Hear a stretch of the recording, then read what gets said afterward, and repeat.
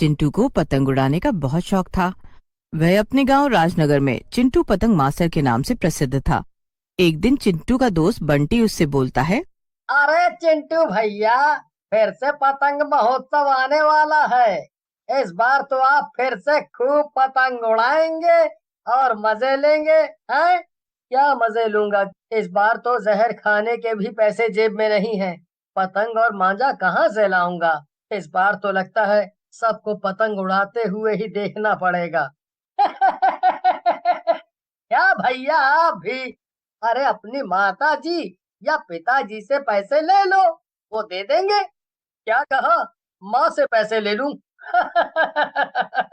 तुझे पता नहीं है वो कितनी चिढ़ती है पतंगबाजी से। अगर मैंने उनसे पैसे मांगे तो मुझे वो हवा में उड़ा देंगी, हवा में। और वो भी बिना मांझे के, समझा? माँ से पैसे ले लो, कुछ भी बोलता है? अगर माँ पैसे नहीं देंगी तो पापा से ले लो, वो तो दे देंगे। क्या कहा पापा? अबे वो मेरे पिताजी नहीं बल्कि जोरू के गुलाम हैं। जो मम्मी ने बोल दिया उसके बाद उनकी इतनी हिम्मत नहीं है कि वो मम्मी की बात ना माने, समझा? भाई, अगर ऐसा है तो तेरा तो भगवान ही मालिक है, तेरा कुछ नहीं हो सकता। ऐसा कहकर चिंटू वहां से चला जाता है और बंटी भी जंगल के अंदर लकड़ियां लेने चला जाता है। बंटी जंगल में देर तक काम करता है और काम में उसे पता ही नहीं चलता कि कब रात हो गई है। वो खूब लकड़ी इकट्ठी कर लेता है। आज का दिन काफी अच्छा है। आज तो बहुत सारी लकड़ियां इकट्ठी हो गई हैं। रात हो गई है, अब मुझे चलना चाहिए। फिर बंटी लकड़ियां इकट्ठी करके घर की ओर जाता है। तभी उसे रास्ते में एक कांटों के झाड़ी पर पतंग अटकी हुई दिखती है। बंटी पतंग पर ध्यान न देकर आगे बढ़ जाता है, लेकिन तभी पतंग में से आवाज आती है। पतंग की आवाज सुनकर बंटी घबरा जाता है और वहां से जाने की कोशिश करता है। हे भगवान, ये कैसी आवाजें आ रही हैं? और ये पतंगे कब से बोलने लगी? भगवान मेरी रक्षा करो। इससे पहले ये पतंग कुछ और बोले मुझे यहाँ से भाग लेना चाहिए। ऐसा कहकर बंटी वहां से भागने लगता है। बंटी बड़ी जोर जोर से भाग रहा होता है, लेकिन काफी देर तक भागने के बाद भी बंटी को लगता है कि वो भाग तो रहा है लेकिन उसी जगह पर खड़ा है। अरे, ये सब क्या हो रहा है? मैं भाग तो इतनी तेज रहा हूँ, लेकिन आगे क्यों नहीं बढ़ पा रहा? ये सब क्या जादू है? तभी पतंग के हंसने की आवाज आती है। तुम कितनी भी कोशिश कर लो बंटी, मेरे जादू की वजह से तुम यहाँ से भाग नहीं पाओगे। तुम्हें मुझे इस झाड़ी से निकालना ही होगा। पतंग की बात सुनकर बंटी गुस्से में झल्ला जाता है और बोलता है। अरे पूरे गांव में क्या मैं ही बंटी लकड़हारा मिला था? है? तुम किसी और को पकड़ लो और मेरा पिंड छोड़ो। ऐसा कहकर बंटी पतंग को झाड़ से निकाल देता है। पतंग झाड़ से निकलकर खुश हो जाती है और बंटी से कहती है। वाह बंटी, तुमने तो मुझे इस झाड़ से निकालकर मुझ पर बड़ा एहसान किया है। मैं अब से तुम्हारी गुलाम हूँ। तुम जैसा कहोगे मैं वैसा ही करूंगी। पतंग की बात सुनकर बंटी खुश हो जाता है, लेकिन उसे अभी भी पतंग की बातों पर विश्वास नहीं होता और वो बोलता है। बंटी की बात सुनकर पतंग हंसने लगती है। ऐसा कहकर पतंग बंटी के सामने रसगुल्ले रख देती है। बंटी ये जादू देखकर खुश हो जाता है और रसगुल्ले खाते खाते हुए बोलता है। अरे वाह, तुम तो सचमुच में ही जादुई हो। मजा आ गया। मैं तो ये सारे रसगुल्ले खा जाऊंगा। बंटी रसगुल्ले खाने के बाद वहां से जाने लगता है। पतंग भी उसके साथ साथ चलने लगती है। तुम बहुत अच्छे इंसान हो बंटी, लेकिन मैं अब कहीं नहीं जा सकती। तुम्हें मुझे अपने साथ रखना होगा। मुझे अपने साथ रख लो। बंटी, जो कि एक नेक दिल और सच्चा इंसान होता है, वो पतंग की बात को मान जाता है और पतंग को साथ में रखने के लिए राजी हो जाता है। फिर पतंग और बंटी साथ में बंटी के घर की ओर जाते हैं। थोड़ी देर बाद उसी झाड़ के पास एक चुड़ैल आती है और पतंग को ना पाकर गुस्सा। मैंने उसे इन झाड़ियों में कैद करके रखा था, लेकिन कौन दुष्ट उसे यहाँ से छुड़ा कर ले गया। मैं उस पतंग और उसे छुड़ाने वाले को जिंदा नहीं छोड़ूंगी। उधर पतंग को देखकर बंटी की बिमला गुस्से में बोलती है, फिर से ले आया पतंग, ना जाने कब सुधरेगा। इतना बड़ा हो गया है, ना काम पर ध्यान ना पढ़ाई पर, बस दिन भर पतंग पतंग।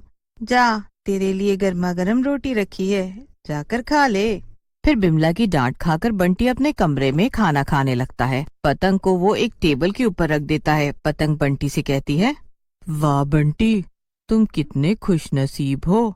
तुम्हारे पास इतनी प्यारी माँ है जो तुम्हें इतना प्यार करती है, डांटती भी है और फिर खाना भी देती है। पतंग की बात सुनकर बंटी हंसने लगता है और बोलता है, ये तो तुम सही कह रही हो। मेरी माँ सचमुच इस दुनिया की सबसे प्यारी माँ है। वो मुझे बहुत प्यार करती है। फिर बंटी अपने कमरे में सो जाता है। पतंग बंटी को रात भर सोते हुए देखती रहती है। ऐसे कई दिन बीत जाते हैं। चुड़ैल भी पतंग के ना मिलने से बहुत गुस्से में होती है। ये मनहूस पतंग न जाने कहाँ चली गई है। जमीन खा गई या आसमान निकल गया है। लगता है मुझे इंसानों से ही पूछना पड़ेगा। एक दिन रात में चुड़ैल पतंग को ढूंढ रही होती है। तभी उसे एक शराबी दिखता है। चुड़ैल शराबी के पास जाती है और उससे पतंग के बारे में पूछती है। ए शराबी, तूने कोई बोलने वाली पतंग देखी है क्या? मैं उसे बड़े दिनों से ढूंढ रही हूँ लेकिन वो मिल नहीं रही है। चुड़ैल की बात सुनकर शराबी हंसने लगता है और बोलता है,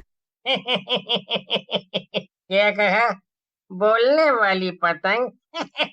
लगता है पी मैंने है, चढ़ आपको गई है।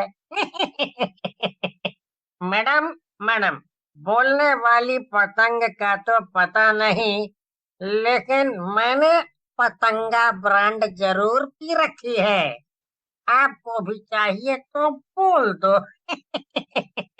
चुड़ैल को शराबी की बात सुनकर गुस्सा आ जाता है और वो शराबी की गर्दन पकड़ लेती है और बोलती है, कितनी गंदी बदबू आ रही है तेरे पास से। ऐसा लगता है कोई गंदा नाला हो। वो मेरी जादुई पतंग है, समझा? ऐसा कहकर चुड़ैल शराबी को दूर फेंक देती है। इस शराबी से तो बात करना ही बेवकूफी होगी। मुझे कहीं और देखना चाहिए। ऐसा कहकर चुड़ैल वहां से चली जाती है। इधर दिन बीतते हैं और पतंग महोत्सव का दिन आ जाता है। सारे गांव में पतंगे ही पतंगे उड़ रही थी, लेकिन बंटी उदास बैठा होता है। बंटी को उदास देखकर पतंग उससे बोलती है, क्या हुआ बंटी, तुम उदास क्यों बैठे हो? आज तो पूरा गांव पतंग उड़ा रहा है, तुम भी उड़ाओ ना। देखा, माँ के कारण मुझे सुनना पड़ रहा है।